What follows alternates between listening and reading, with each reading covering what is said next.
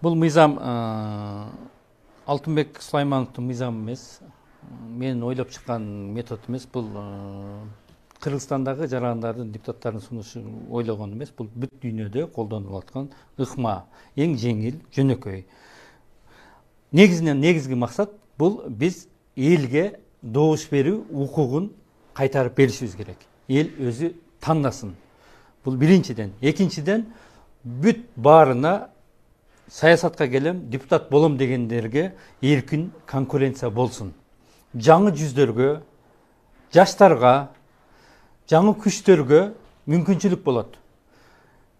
Элдин купулуна толгон чыныгы лидерлер, чыныгы сабаттуу, билимдүү, кесипкөй ушундай уул кыздарыбыз парламентке келсе, парламент күчтүү түптөлсө, күчтүү өкмөт түптөлөт, анан ошондо биз алдыга карап жылышыбыз бул талашсыз. Менин негизги максатым, негизги оюм ушул. Баарыңыздардан суранам, лидерлерден, саясий күчтөрдөн, топтордон, жарандык коомдордон колдоңуздар.